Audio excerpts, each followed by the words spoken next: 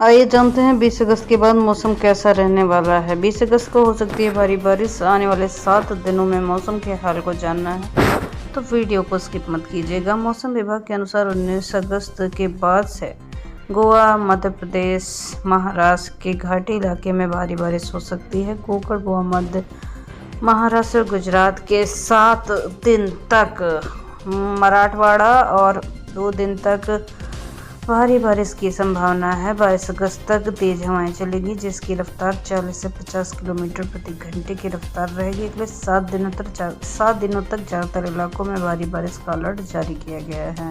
मौसम विभाग ने अगले 20 अगस्त के बाद आंध्र प्रदेश, यनम, कर्नाटक, रायलसीमा, तेलंगाना, केरल, माहे में भारी बारिश का अलर्ट जारी किया है। 20 अगस्त को तटीय कर्नाटक बहुल इलाके में बारिश की संभावना है। 5 दिन तक रायलसीमा, तमिलनाडु, आंध्र प्रदेश, यनम, तेलंगाना कई जगहों पर हल्की से भारी बारिश हो सकती है। मौसम विभाग के अनुसार मध्य प्रदेश, छत्तीसगढ़ में 7 दिन तक कई जगहों तक बारिश हो सकती है। विदर्भ में 20 अगस्त को बारिश हो रही है। ओडिशा में 22 से 24 अगस्त तक भारी बारिश का अलर्ट जारी किया। उप हिमालय, पश्चिम बंगाल और सिक्किम में 20-22 अगस्त तक भारी बारिश का अलर्ट जारी किया गया है। गंगा के मैदानी पश्चिम बंगाल और झारखंड में 21 से 24 अगस्त तक भारी बारिश का अलर्ट जारी किया गया। मौसम विभाग के अनुसार पश्चिम मध्य प्रदेश और छत्तीसगढ़ में 23-24 अगस्त को भारी बारिश का अलर्ट जारी किया गया है।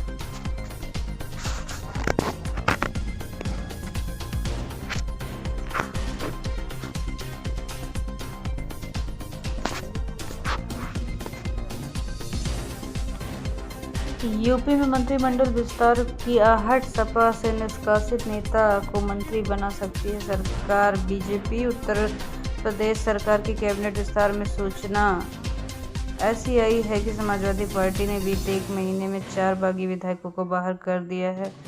हाल ही में विधानमंडल के मानसून सत्र के दौरान विधानसभा में मुख्यमंत्री योगी आदित्यनाथ की तारीफ करने वाले विधायक पूजा पाल को सपा चीफ अखिलेश यादव ने पार्टी से निकाल दिया था।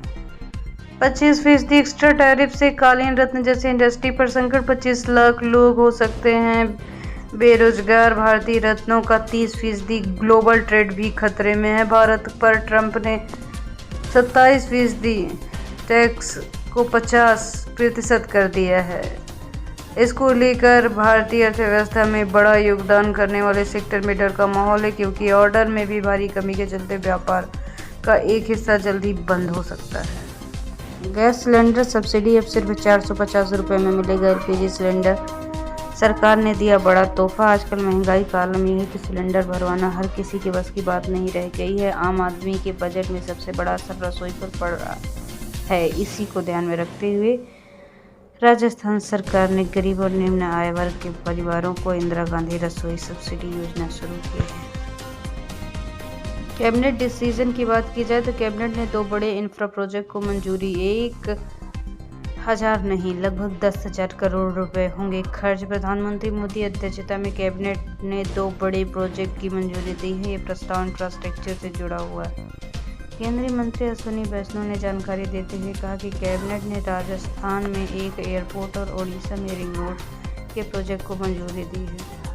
जीएसटी रिफॉर्म, 8% सस्ती होंगी छोटी कारें, राजस्व में $6 अरब की कमी। जीएसटी में सुधार पर क्या कहती है रिपोर्ट। स्वतंत्रता दिवस के मौके पर प्रधानमंत्री द्वारा गुड्स एंड सर्विस टैक्स में जीएसटी रिफॉर्म का ऐलान किया गया। जब से देश भर में कुछ खास वस्तुओं और सर्विसेज के लिए सस्ते होने की चर्चा है, इन्हीं में से छोटी कारें सस्ती होने का ऐलान भी हुआ है। यूपी की राजनीति पलट रही। भाजपा के बाहुबली नेता बन रहे अखिलेश के करीबी योगी की रिश्तों में खटास, सपा के लिए अमृत। उत्तर प्रदेश के सियासी फिजा में इस वक्त 2 नाम गूंज रहे हैं, भारतीय जनता पार्टी और समाजवादी पार्टी यानी सपा। 2027 का विधानसभा चुनाव भले ही अभी कुछ दूर है, लेकिन राजनीति विषाद बीत चुकी है। सत्ता में हैट्रिक लगने को तैयार बीजेपी, जहां हर मोर्चे पर रणनीति रची जा रही है, वहीं समाजवादी पार्टी सत्ता में वापसी के जद्दोजहद में लगी है। इन दोनों दलों के बीच बढ़ते सियासी तनाव के बीच एक अचानक से सुर्खियों वाला नाम आ गया है, बृजभूषण शरण सिंह। पूर्व सांसद और बीजेपी के नेता बृजभूषण शरण सिंह इन दिनों अखिलेश यादव के खिलाफ हो रहे बीजेपी हमले के पर ब्रेक लगाने का काम कर रहे हैं। हर उस मौके पर जब अखिलेश को घेरने की कोशिश की गई तो ब्रजभूषण उनके पक्ष में खड़े रहे।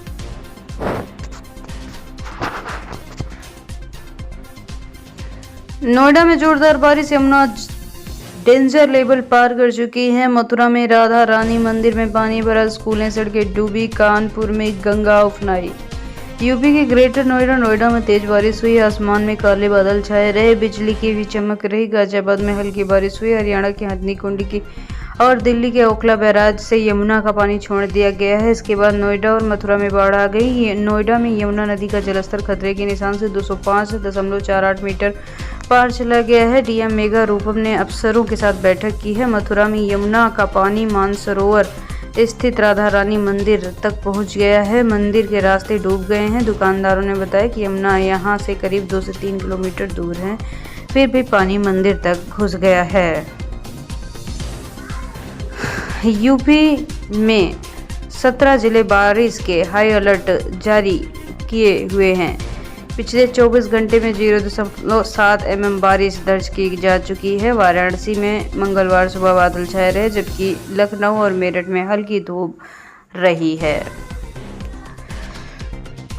मथुरा के नौझील ब्लॉक में चिनपरई गांव के प्राइमरी स्कूल डूब चुके हैं। पानी चारों तरफ भरा हुआ दिखाई दे रहा है।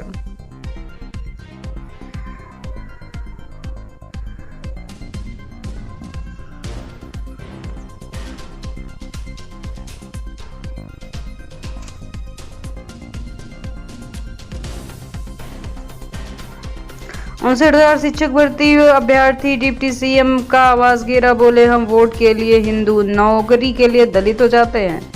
लखनऊ में 59,000 शिक्षक भर्ती के आरक्षित वर्ग के अभ्यर्थियों का प्रदर्शन लगातार दूसरे दिन जारी रहा। आज अभ्यर्थी उप मुख्यमंत्री केशव प्रसाद मौर्य के आवास पर घेरने पहुंच चुके हैं। प्रदर्शनकारियों ने जमकर हंगामा और नारेबाजी की है। कहा कि हम वोट के लिए हिंदू और नौकरी के लिए दलित हो जाते हैं, ये अन्याय मत करिए। पीएम मोदी को शुभांशु शुक्ला ने दिया खास तोहफा, अंतरिक्ष की तस्वीरें दिखाई, वीडियो में मुलाकात की हुई पूरी कहानी। लखनऊ के रहने वाले एस्ट्रोनॉट शुभांशु शुक्ला ने सोमवार शाम पीएम मोदी से दिल्ली में मुलाकात की। ये मुलाकात 20 मिनट चली। मुलाकात में शुभांशु शुक्ला के हाथ में टैबलेट लेकर पीएम मोदी को अंतरिक्ष की तस्वीरें दिखाने का शुभ अवसर दिखाई दिया। पीएम मोदी बड़े ध्यान से स्क्रीन देख रहे थे, कई बार मुस्कुराते हुए रिएक्शन भी दिया। लखनऊ में गोमती में बाढ़, 12 गांव डूब चुके हैं। राजधानी लखनऊ में गोमती का जलस्तर बढ़ने से बीकेटी क्षेत्र के कई जगहों पर बच्चे घरों में रहने को मजबूर। राजधानी लखनऊ में गोमती नदी का जलस्तर बढ़ने से बीकेटी टोचा क्षेत्र के कई जगहों में बाढ़ के हालात हो गए। गोमती का पानी जंगल के रास्ते होते हुए मां चंद्रिका देवी मंदिर के आसपास पहुंच गया है। इसकी वजह से मंदिर पहुंचने वाले श्रद्धालुओं को कुंड के आसपास से नहीं जाने दिया जा रहा है। लगभग 12 गाँव अकड़िया कला, हीरापुरवा, खुर्द, लासा, दुघरा, जमना, जाम, खनवा, सुल्तानपुर, बहादुरपुर और हरदा गाँव में चारों ओर पानी भर गया है।